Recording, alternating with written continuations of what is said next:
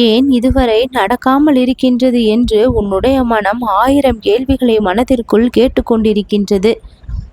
கேள்விகள் எல்லாம் சற்று அமைதியாகி இப்பொழுது உன்னுடைய மனம் ஒரு தெளிவை பெற்று அந்த கேள்விக்கான பதிலை வாழ்வின் அனுபவங்களாக பெற்றுக்கொள்ளும்.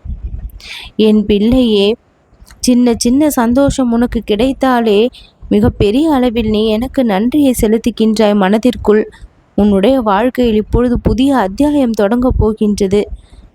இது நாள் வரை கிடைக்காமல் இருந்த அந்த உழைப்பிற்கான சரியான கூலி பல மடங்கு மகிழ்ச்சியோடு இப்பொழுது உன் கரத்தை வந்து சேரும். விரக்தி அடைந்த நிலையில், கைவிட்டப்பட நிலையில்தானே உன்னுடைய மனநிலை இப்பொழுது இருக்கின்றது. இந்த மனநிலையை சற்று நேரத்தில் முழுவதுமாக மாறக்கூடிய அளவிற்கு நான் காட்டும் அற்புதம் உன்னுடைய வாழ்க்கையில் செயல்படும்.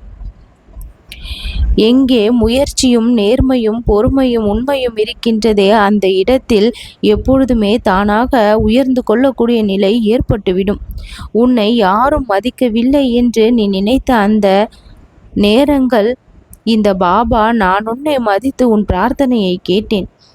இப்பொழுது இந்த உலகமே உனக்கு மதிப்பு கொடுக்கக்கூடிய வகையில் மாற்றங்கள் தானாக ஏற்படும். உன்னை யாரெல்லாம் வேண்டாம் என்று புறக்கணித்தார்களோ நீதான் வேண்டும் என்று உன்னிடம் வந்து ஒட்டி கொள்வார்கள்.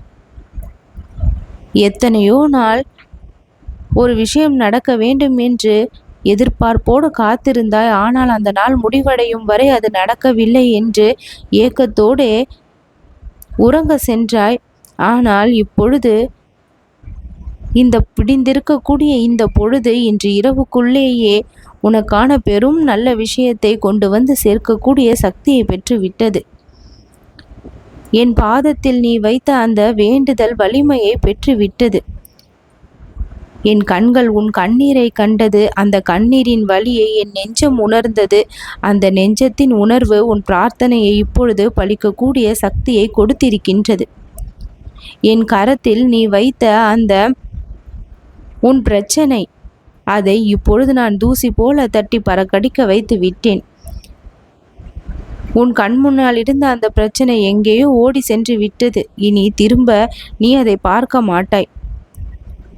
வேறு ஒரு ரூபத்தில் ஏதாவது ஒரு பிரச்சனை வந்து உன்னை சந்திக்க முயன்றாலும் அது என்னை சந்தித்த பின்தான் உன்னை சந்திக்க வேண்டும். என்னை சந்திக்கும் பொழுதே நான் அதை முழுவதுமாக அகற்றி விடுவேன். உன்னுடைய மனம் கவலை கொள்ளாமல் இருக்க வேண்டும் என்பதுதான் என்னுடைய ஆசை. கவலைகளால் நீ சோர்ந்து போவதை இந்த பாபா நான் ஒருபொழுதும் விரும்பவில்லை. உன்னுடைய முகம் மலர்ந்து இருப்பதை தான் நான் பார்க்க விரும்புகின்றேன். ஏக்கத்தோடும் கண்ணீரோடும் எப்பொழுதும் பிரார்த்தனைகளை வைக்காதே. எல்லாம் நடக்கும் என்று நம்பிக்கையோடு என் முன்னால் வந்து பேசு. அந்த பேச்சில் இருக்கக்கூடிய அந்த தைரியம் நான் உன்னுள் இருப்பதை எனக்கு உணர்த்தும். பெரும்பாலான நேரங்களில் நீ எடுக்கும் முடிவுகள் சில தவறாக சென்றிருக்கின்றது. அந்த தவறான முடிவுகள் தான் இன்றளவும் பாதிப்பை கொடுத்து கொண்டிருக்கின்றது. ஆனால் இனிமேல் எப்படி நடந்து கொள்ள வேண்டும் என்கின்ற பக்குவத்தை அது அளித்திருப்பதால், அது உனக்கு வலிமையை கொடுத்திருப்பதால் அது உன் நன்மைக்கு தான். ஒவ்வொரு நல்ல காரியமாக இனி உன் வாழ்க்கையை வந்து அடையும் என்பது உண்மை. உன் நெஞ்சத்தில் மலர்ந்திருக்கக்கூடிய அந்த புது எண்ணங்கள் உன் வாழ்வின் நறுமணத்தை வீசக்கூடிய செயல்களாக மாறும். நல்லது நடக்கும்.